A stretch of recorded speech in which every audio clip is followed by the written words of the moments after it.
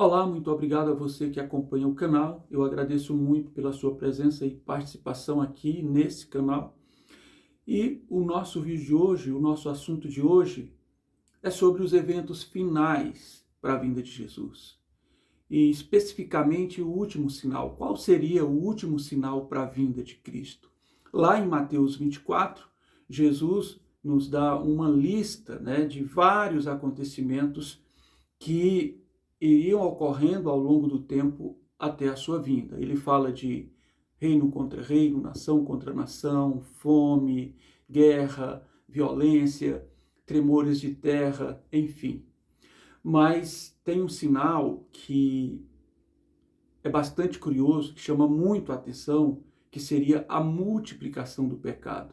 Então Jesus diz o seguinte: e por se multiplicar o pecado, o amor de muitos esfriaria, mas aquele que permanecer até o fim será salvo. Então Jesus, dessa lista enorme que ele cita, de todos esses acontecimentos, ele diz o seguinte: e por se multiplicar o pecado, o amor de muitos esfriará, mas aquele que permanecer até o fim será salvo. Então, o que seria a multiplicação do pecado, Então, gente, aqui na segunda carta de Paulo a Timóteo, no capítulo 3, diz o seguinte: saiba disto, que nos últimos dias sobrevirão tempos difíceis. Os homens serão egoístas, avarentos, presunçosos, arrogantes, blasfemos, desobedientes aos pais, ingratos, ímpios, sem amor pela família, irreconciliáveis, caluniadores, sem domínio próprio, cruéis, inimigos do bem, traidores, precipitados, soberbos, mais amante dos prazeres do que amigo de Deus. Então, Jesus fala da multiplicação do pecado, seria o último evento, para a sua vinda. E Paulo, aqui ao Timóteo, ele nos dá uma pista do homem, de como o homem deveria se comportar mal nos últimos dias. Então, saiba disto, que os últimos dias sobrevirão tempos difíceis, pois os homens seriam amantes de si mesmos, Começa por aí. E se a gente olhar esta geração, é uma geração muito parecida com essas características designadas aqui por apóstolo Paulo, Porque os homens, na realidade, eles estão esquecendo de Deus dia após dia, estão se tornando deuses, A busca pelo culto ao corpo, É a tatuagem, as academias, é onde os caras todos os dias se bombando, buscando suplementos e muitas vezes até, sei lá, coisas que nem é compatível à saúde, As mulheres também da mesma forma, seria uma idolatria ao seu próprio corpo, É aquela questão de ostentar, de mostrar. As pessoas não vivem mais para si, elas querem viver para as outras pessoas, E essas características aqui designadas por apóstolo Paulo parece muito com essa geração que nós estamos vivendo e falado também aqui por Jesus em Mateus 24. Paulo fala também que os homens seriam caluniadores, presunçosos, desobedientes aos pais, sem respeito pela família. Então seria uma geração diferente de todas as outras gerações anteriores. Alguém pode até dizer o seguinte: bom, mas toda vida teve ganância, toda vida teve ostentação, toda vida teve o adultério, toda vida teve a mentira, toda vida teve isso, teve aquilo. Gente, toda vida o mal existiu. Mas apóstolo Paulo está falando que nos últimos dias aconteceria algo que nunca teria acontecido durante a história da humanidade, que seria exatamente o que Jesus disse: e por se multiplicar o pecado, o amor de muitos esfriará, mas aquele que permanecer até o fim será salvo. Então Jesus fala na multiplicação do pecado, ou seja, o pecado já existia, toda a vida existiu, mas Jesus fala que nos últimos dias o pecado seria desenfreado, seria sem limite, e nós vemos exatamente aqui as características desta geração de que o apóstolo Paulo descreve. E no 2 Tessalonicenses, capítulo 2, nós temos também uma outra pista interessante deixada pelo mesmo apóstolo Paulo.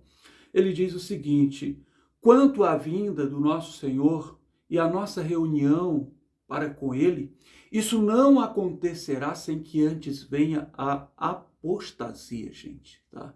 Sem que antes venha a apostasia, ou seja, o abandono total de Deus, né, gente? Apostasia significa o abandono total ao Criador.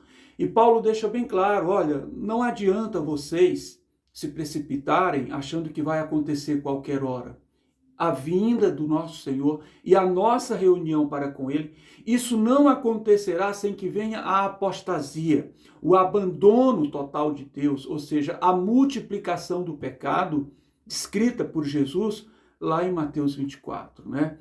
Então, será revelado o homem do pecado, o filho da perdição, aquele que se levanta contra tudo que está em Deus, o objeto de adoração. Então, Paulo descreve o perfil desta geração, deste homem do pecado, né? Aquele que se levanta contra tudo que se chama Deus, ou seja, contra todos os princípios. Exatamente o que está aqui em Timóteo, quando Paulo fala que os tempos seriam difíceis, porque os homens seriam perversos, arrogantes, mentirosos, gananciosos, né? Amantes de si mesmo. Então Paulo está deixando bem claro aqui no 2 Tessalonicenses que a vinda de Jesus, ela não pode acontecer antes da apostasia, antes do abandono total de Deus, porque Deus, ele julgará o mundo. Jesus vem para julgar o mundo, e a humanidade, ela precisa até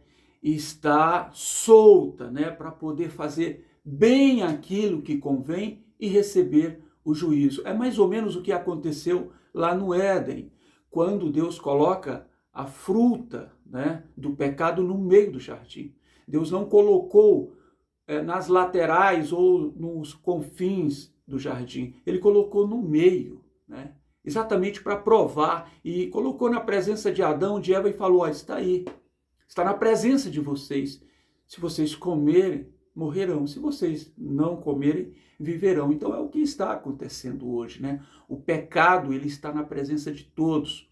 Todos têm o direito à escolha. Cabe a cada um se come ou não da árvore do pecado, né? Da abominação ou da apostasia presente. E aí Paulo continua, né, aqui no 2 Tessalonicenses 2 em diante, quando ele diz o seguinte, né, que o ministério da iniquidade, do pecado, já opera. Paulo está dizendo o seguinte: olha, gente, o ministério do pecado, da iniquidade, ele já opera, só que ele está detido, ele está contido, ele está limitado, até que seja tirado aquele que o detém. Então será revelado o iníquo, ou seja, o homem do pecado, o filho da perdição, a última geração será revelada. Esse homem que abandona Deus completamente em todos os sentidos, né? O homem da ostentação, o homem da ganância, o homem da guerra, da prostituição, do adultério, de todos os tipos de males que você possa imaginar. Então Paulo deixa bem claro: o ministério da injustiça já opera, ele já existe, mas ele está detido ali, ele está contido, ele está limitado, até que seja tirado aquele que segura, que contém, para que seja revelado o homem do pecado, o filho da perdição, esta geração descrita aqui em Timóteo, através do apóstolo Paulo, como também Jesus fala lá em Mateus 24. E aí Jesus deixa bem claro, né? Assim como foi nos dias de Noé, será também na vinda do Filho do Homem, né? Portanto, lá no período do dilúvio, comiam, bebiam, até que veio o dilúvio e levou a todos, né? Mas como estava se comportando essa geração do dilúvio, né? Então, Aqui no Gênesis capítulo 6, versículo 5 em diante, diz o seguinte: E viu Deus que a maldade do homem e o pecado do homem se multiplicava. Olha só, gente, exatamente o que Jesus falou aqui em Mateus 24. E por se multiplicar o pecado, então aqui em Gênesis capítulo 6, 5 em diante, e viu Deus que a maldade do homem, que o pecado do homem se multiplicava sobre a terra, e disse Deus: destruirei o homem que criei, pois eu vejo que os seus pensamentos ou as suas atitudes, elas são ruins o tempo todo. Então, Gênesis deixa bem claro como estava também agindo a geração do dilúvio, o qual Jesus tomou como exemplo para a última geração também antes da sua vinda. Assim como foi nos dias de Noé, será também a vinda do Filho do Homem.